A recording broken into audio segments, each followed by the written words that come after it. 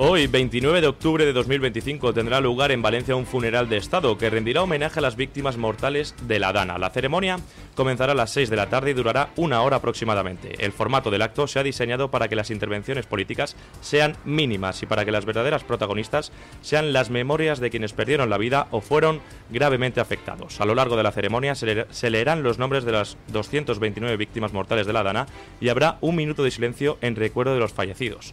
Contará con la presencia de las más altas autoridades del Estado, los reyes, el presidente del gobierno Pedro Sánchez, así como 20 miembros del Ejecutivo. Pues lógicamente tendremos que poner el foco en ese funeral de Estado, pero también vamos a criticar que falló el sistema y que sigue fallando. Y no nos duelen prendas al decirlo. Falló el sistema porque hay un montón de víctimas que se sintieron abandonadas, absolutamente huérfanas en aquella época por parte de las instituciones que al final estaban tirándose las víctimas las unas a las otras en plenos vergonzosos en los que se gritaba en los municipios, en los que se criticaba esa inacción, esa desorganización, ese fallo encadenado y esa mala gestión de una emergencia. Los valencianos a día de hoy todavía permanecen en muchas ocasiones acogidos porque todavía no han recuperado sus casas y las ayudas no llegan. Esto es una auténtica tragedia, que un año después, pese a todo lo que hemos visto, sigan sin resolver este tipo de cuestiones, lo que implica ese fallo del sistema del que le estamos hablando.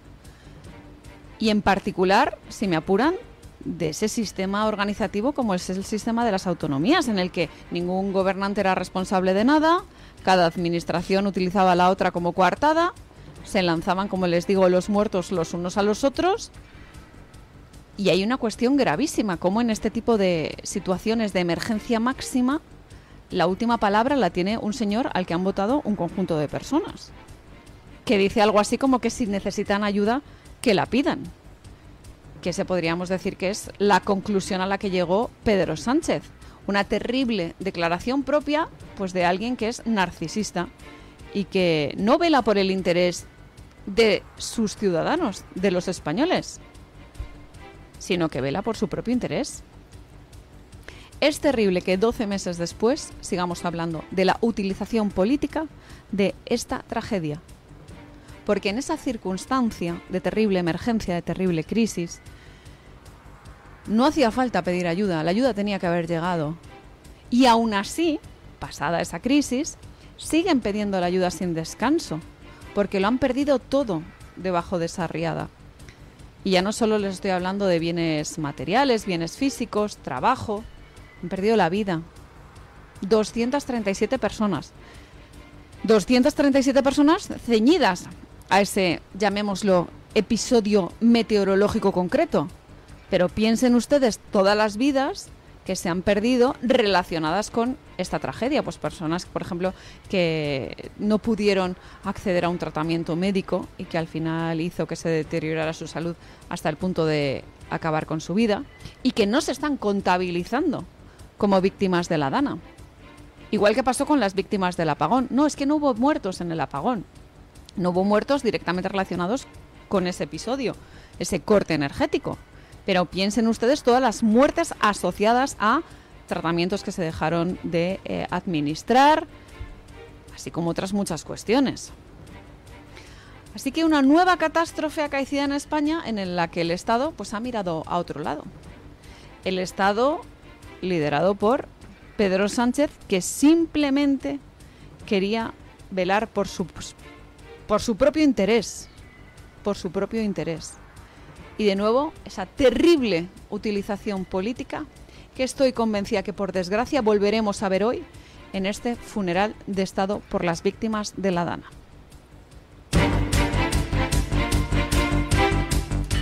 El secretario general de Junts, Jordi Turull, ha dicho que el pacto con los socialistas ya se ha acabado. Turull pide a Pedro Sánchez que reflexione sobre su situación y sobre si debe convocar elecciones. En declaraciones a RAC 1, Turull ha dado por finalizado el acuerdo de investidura que sellaron Junts y el Partido Socialista en 2023, por lo que Sánchez debe reflexionar y decir cómo piensa afrontar esta nueva situación. donem per finalitzat l'acord que va haver-hi d'investidura i, per tant, a partir d'aquí és el president del govern, el president Pedro Sánchez, que ha de reflexionar i ha de dir com pensa afrontar aquesta nova situació, no? Per tant, nosaltres el que estem ara és aquí. Donem per finalitzat aquest acord pels reiterats incompliments, perquè no complir amb Junts té conseqüències. Además, Turull acusa al Partido Socialista de incumplir los compromisos del acuerdo y asegura que los socialistas han suspendido muchas asignaturas y deben repetir curso. El secretario general de Junts afirma que su partido tiene la conciencia tranquila porque ha cumplido con lo pactado y anuncia que ya no habrá más reuniones secretas en Suiza ni negociaciones con el Partido Socialista. Pues señores, digamos que Junts no va a hacer caer a Pedro Sánchez, de momento, todavía. Pero sí que esto cambia ciertamente las cosas. Nosotros les dijimos hace tiempo que, curiosamente, había dos agentes que podían minar la estabilidad del gobierno socialista de Pedro Sánchez. En primer lugar era Junts y en segundo lugar Podemos. Pero fíjense ustedes qué enfoque tan curioso, porque no lo hacen porque no hayan conseguido sus objetivos, que eso es lo que están diciendo, ¿no? Que precisamente por la falta de honestidad, de coherencia del PSOE, que se resiste a cumplir con lo que habían acordado, es por lo que han decidido romper con el Ejecutivo socialista. Lo cierto, lo verdaderamente cierto, es que lo que hay es un miedo absoluto por parte de Junts a que le coman la tostada, a que llegue otro partido secesionista que lo que hace es capitalizar el descontento y se lleven todos esos votos que hasta ahora entendían como propios. Por eso se ven obligados a hacer este tipo de movimientos, llamémoslos agresivos. Y esto pasa con Junts, pero con Podemos pasa lo mismo, lo único que el partido al que le tienen miedo es a Sumar. Sumar, que cada vez está capitalizando más el descontento de Podemos con todos esos políticos que no consiguen doblarle la mano a Pedro Sánchez, haciendo lo posible por arrastrar esas políticas de izquierda radical hacia el Ejecutivo. Y esto pasa lógicamente con gobiernos como el que tenemos, con un Pedro Sánchez soportado por una serie de grupúsculos políticos que lo que hacen es chantajear al presidente del gobierno y a toda España, pensando en sus propios intereses. A esto hemos llegado pues por la ambición desmedida de Pedro Sánchez, que recordemos que no ganó las elecciones. Que no se nos olvide nunca, que ese 23 de julio lo que hizo es componer una serie de fuerzas con lo peor de lo peor, chantajeando a todos los españoles, y además hizo una cosa a Pedro Sánchez que ahora le afean los de Junts, que es que puso negro sobre blanco una serie de medidas que iba presuntamente a asumir y que no tenía la capacidad de llevar a cabo. Y les dijo, sí, yo os prometo pues que va a haber una serie de cesiones, como por ejemplo el control de las fronteras y tal. Es que no tenía autoridad. Y ahora los de Junts se llevan las manos a la cabeza. Los de Junts dicen que van a romper con el Partido Socialista y que el Partido Socialista no va a poder gobernar. Pues veremos, porque aunque los de Junts durante mucho tiempo estaban en la oposición, por así decirlo, ahora dicen que es oficial. Estaban en la oposición porque su procedimiento era el de dilatar las cosas, conseguir que Pedro Sánchez las pasara canutas, como se dice popularmente, a la hora de intentar aprobar cuestiones como los presupuestos generales. Y estaban sometiendo a ese chantaje al gobierno de Pedro Sánchez.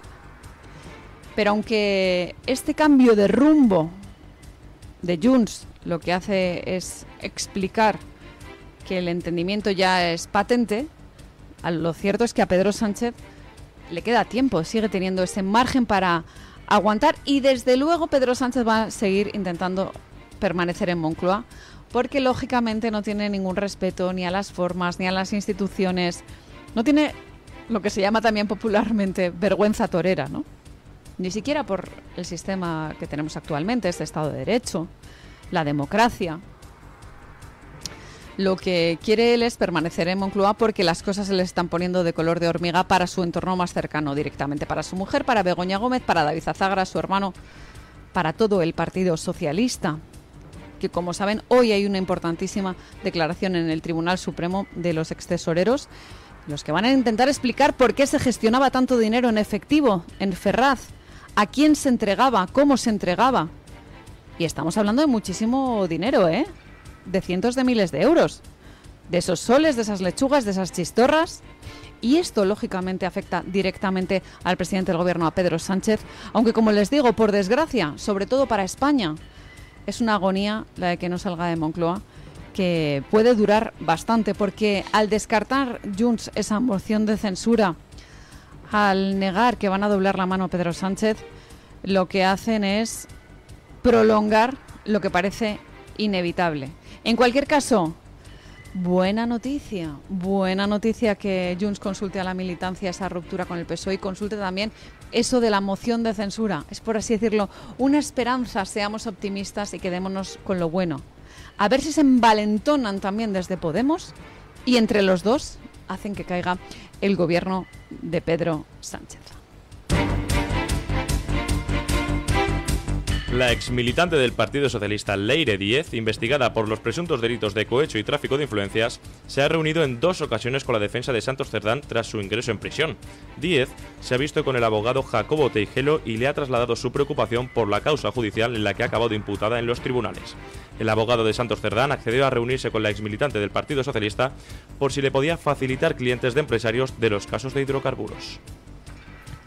Señores, ponemos otra vez encima de la mesa el caso de la corrupción del PSOE, presunta corrupción del PSOE, y esto que está diciendo Leire Díez, que además de reunirse 2 veces con la defensa de Santos Cerdán desde que ingresó en prisión, está esgrimiendo ese secreto profesional de periodista para negar información en la comisión de investigación del Senado. ¿Por qué ponemos el foco en Leire Díez? Bueno, porque queremos hacer una comparativa y un homenaje con otro periodista. Bueno, otro periodista no, con un periodista, porque lo que está diciendo Leire Díez es que ella es periodista y por tanto se ampara en ese secreto profesional, en el off the record, para no facilitar información.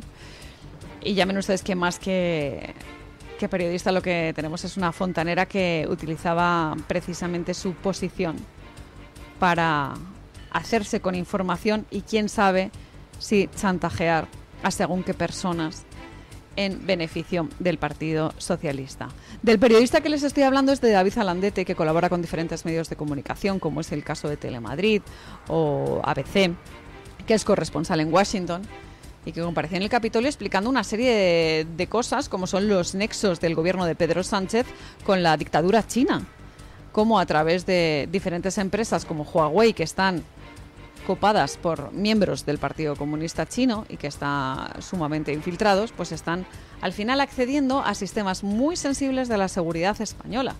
Esto lo explicó a petición del propio Capitolio David Alandete y también ha comparecido en el Congreso de los Diputados en una sesión en la que pues explicó lo importante que es ser periodista en nuestro país, contar las cosas tal y como son, que exista la libertad de expresión, la libertad de prensa y cómo los medios de comunicación tienen que seguir fiscalizando el poder, y más en situaciones como estas, en alarmantes situaciones como la del gobierno de Pedro Sánchez y en todos los desmanes que están llevando a cabo.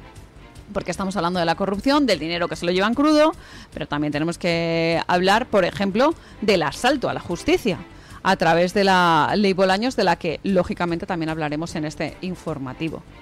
Todas esas cuestiones hacen que tengamos que poner la lupa en el lugar precisamente que otros quieren ocultar.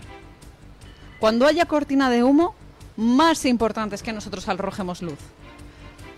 Cuando aparezca una Leire Díez, una fontanera de Ferraz, más atentos tenemos que estar.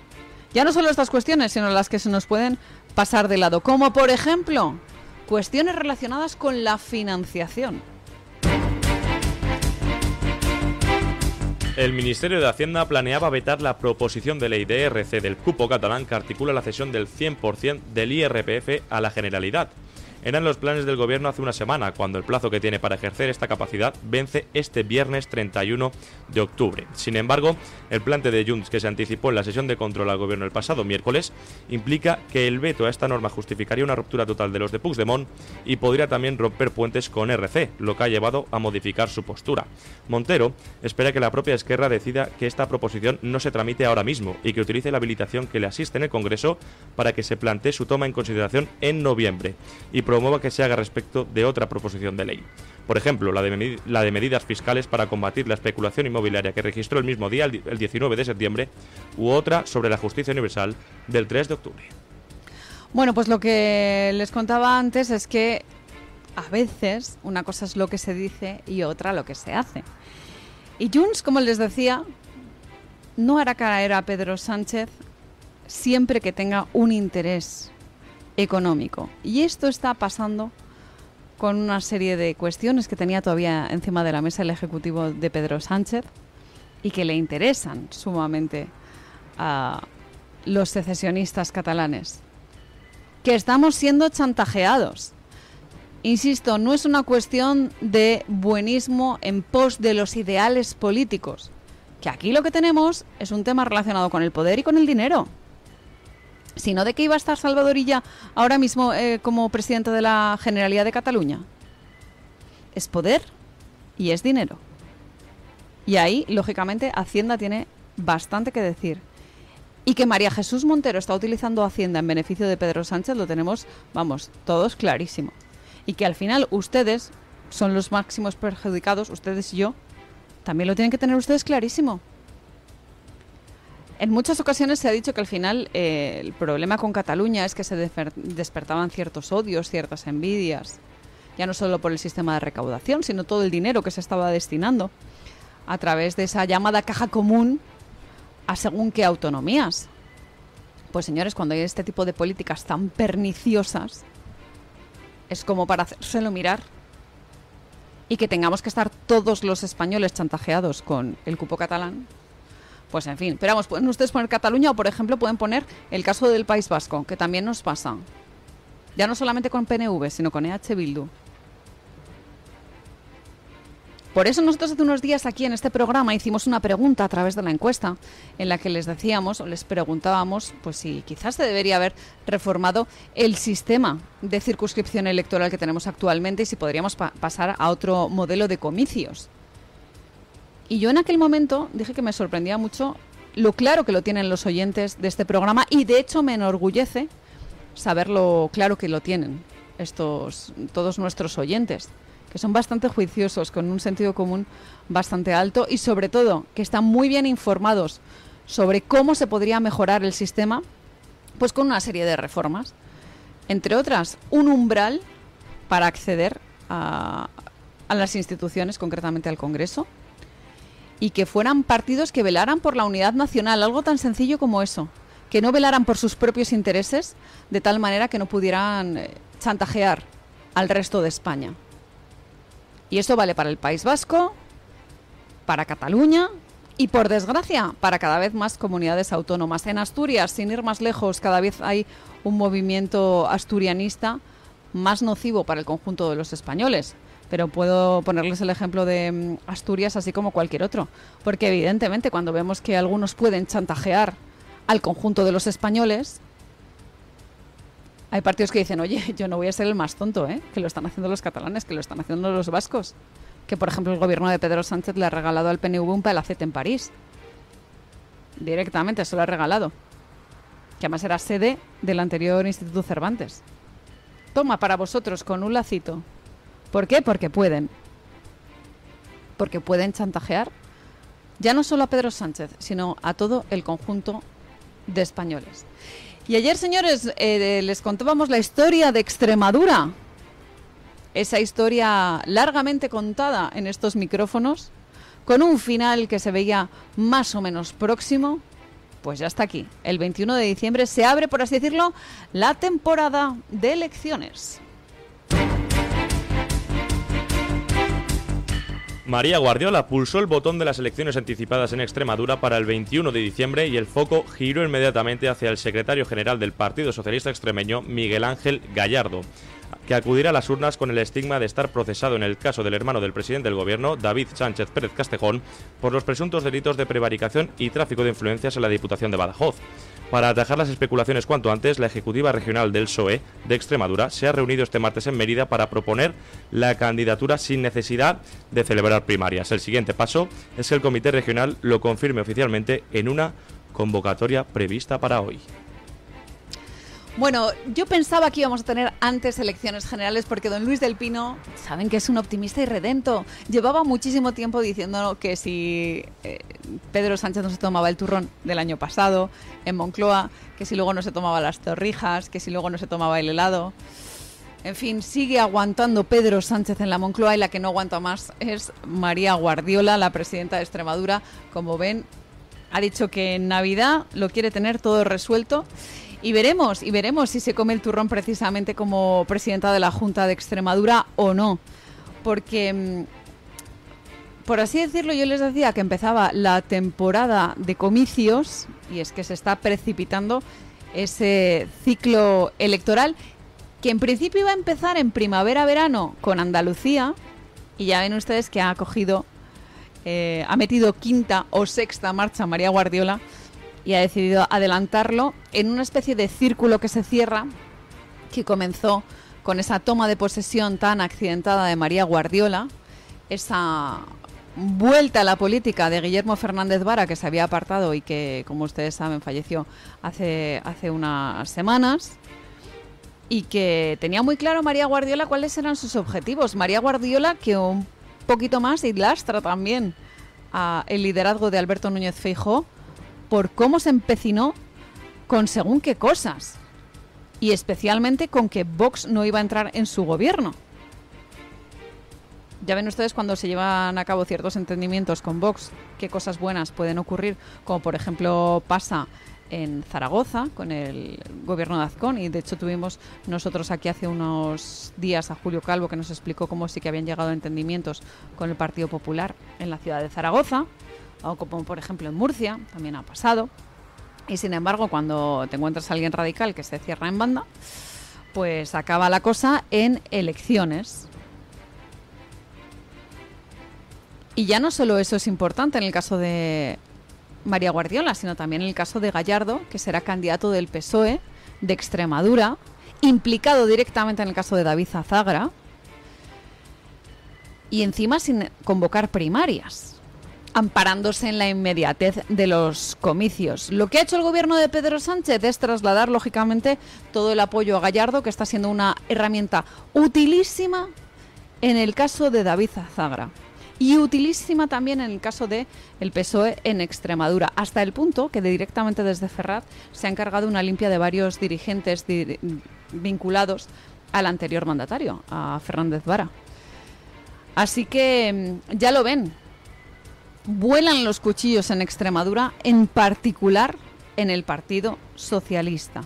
Lo que está claro es que tampoco llegan en un buen momento para el PSOE de Extremadura estas elecciones, que el líder socialista de la región, Miguel Ángel Gallardo, tiene que estar más pensando en el banquillo que en ocupar la Junta de Extremadura. Ahora, lo que sí que es bochornoso, señores, es que directamente el PSOE no le duelan prendas en decir, venga, pues adelante con vamos a colocarlo. Que nos da igual, que nos dan igual los tribunales, nos da igual la democracia, nos da igual el sistema de derecho. ¿Creen ustedes que los extremeños tienen que soportar un candidato como Miguel Ángel Gallardo, directamente vinculado con un caso de corrupción? A mí, si fuera votante socialista extremeña, se me caía la cara de vergüenza, vamos. Y por lo menos le decía 4 cosas a los líderes de mi partido a nivel regional. ¿No habrá otra persona en lista? Señores, es que ya les da todo igual. Qué vergüenza, absolutamente todo.